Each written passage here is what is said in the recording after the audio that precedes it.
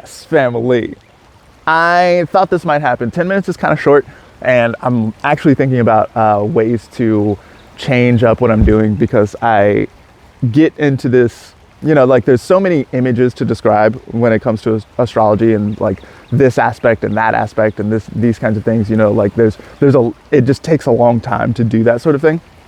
And so 10 minutes is pretty short. I gotta like get through stuff. But I knew that this week I probably wasn't even gonna get to Neptune moving into Aries, which is a pretty big deal that needs to be talked about. So Neptune is one of the outer planets, right? So like Neptune is not visible to the naked eye. You have to use a telescope in order to see Neptune. And Neptune's job is to be hidden and mysterious. In fact, the way that Neptune was discovered was that using Newtonian physics, they were like looking at the orbits of, they had just discovered Uranus, and they were like, something's weird here. Like Uranus is not in the spot where we think Uranus should be.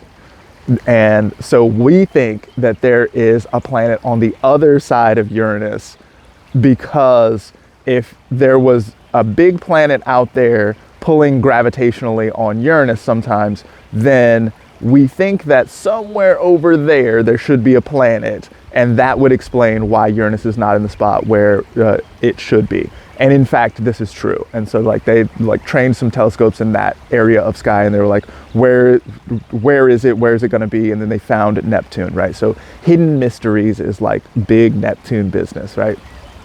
In the Plant Cutting podcast 2 times ago, I called Neptune the wellspring of dreams, right? And so there's something about the way that things become real in the world, where they start as thought, or they start as, often they begin as metaphor, right? Like the idea is that real things start in the sort of like chaotic potential of the sea of like anything can happen, and then firmament comes out, or like land, solid things come out of this place of like infinite possibility, right? And so and in that place of infinite possibility, that's where the dreams come from. So dreams come unbidden. When you're asleep, dreams just happen, and you're out there and you're just in this sea of imagery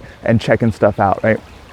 Neptune is that kind of space. So Neptune, for a while, for about 14 years now, has been in Pisces. This is a strong place for Neptune to be. A lot of folks think like modern astrologers. I consider myself more traditional rather than modern.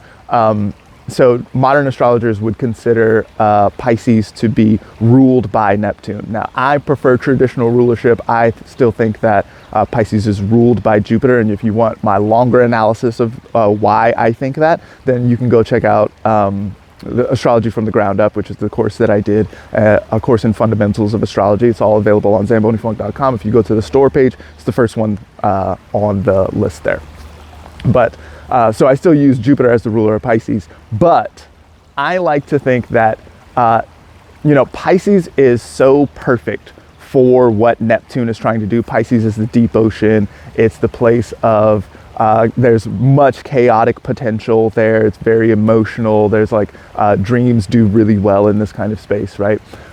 Image, metaphor. One of the things that I always say about like Mercury in Pisces, currently Mercury is retrograde in Pisces, which is, and we're going to see a conjunction to Saturn as well. That's reminiscent of Maya Angelou's chart. She's one of my favorite examples of this, where there is a delay or there's difficulty or challenge in communicating and doing the Mercury thing, but then later in life she becomes like the greatest poet who ever lived or something like this, right? Like, and is extremely adept at using image and metaphor to generate a feeling, using words to generate feeling, right? And so that's Mercury in Pisces there, right? So that image and metaphor place is really strong in Pisces. And so then you put Neptune in there. It's Neptune's job to be mysterious and illusory and, dreams and confusion. And it's all the one thing, like the inherent unity of the cosmos and all that sort of stuff. Like Neptune is really good in that position. I like to often think that Neptune is something like exalted in Pisces. Neptune has been there for a long time. We've seen the proliferation of astrology and magic. This is a moment in history when regular people are on TikTok being like, am I a witch? Like, this kind of thing is showing up in a big kind of way. I started doing astrology before this time period. I thought that astrology was trash. I thought it was like not a real thing. And then during Neptune and Pisces, I was like, oh snap, maybe this is legit. And so got in there, and then I started paying attention to whether or not magic could be real. I have a podcast called Is Magic Real? Or what if magic were real, right? You know, like this kind of bending reality makes a lot of sense with Neptune and Pisces. Now Neptune is moving into Aries, so the wellspring of dreams, the place where thoughts come before they are even thoughts, moves from Pisces, the psychedelic place where there's like an emphasis, a focus on the inherent unity of opposites. Pisces is the two fish, one swimming upstream, one swimming down, living in a dream. Shout out to all my Erykah Badu fans. Y'all know what's really real out here. From that place into Aries. Aries is instead ruled by Mars. Mars is the planet of war and of competition and athleticism. It's hot and sweaty. Aries is the sign of the ram. There's not only is it competition, not only do I want to kill the other guy, but I want to do it in front of everybody. I need to be seen winning, because being seen winning gets me into a place of prestige and power, right? That's how rams get down, and that's what Aries is very much about.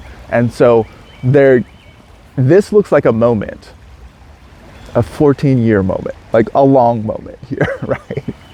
This looks like a time, a period wherein we are likely to see less of a focus on the inclusion of opposites and more of an emphasis on competition and beating the other guy, and being seen beating the other guy. Like the sense of like, the way to be successful is to be seen winning. And so I dream of myself as champion, rather than, for the last 14 years, we have seen a lot of like, I dream of myself as shaman or something like that, right? Like, there's the meme, like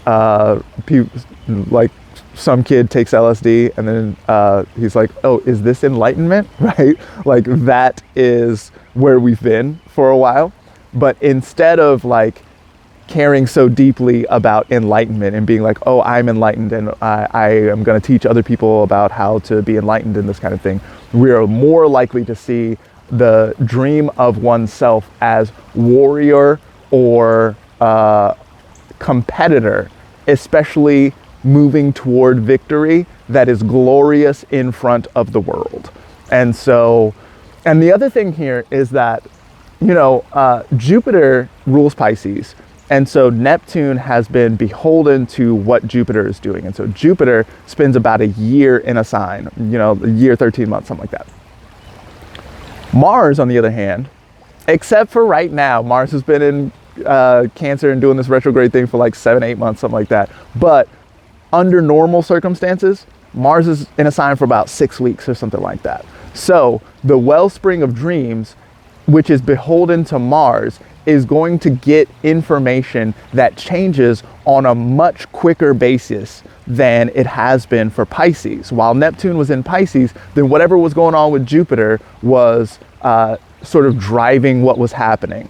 Now, Mars is going to be informing the situation, and we're going to have much more of this kind of like, where is the fight taking place? Where is the game? Where is the championship battle happening?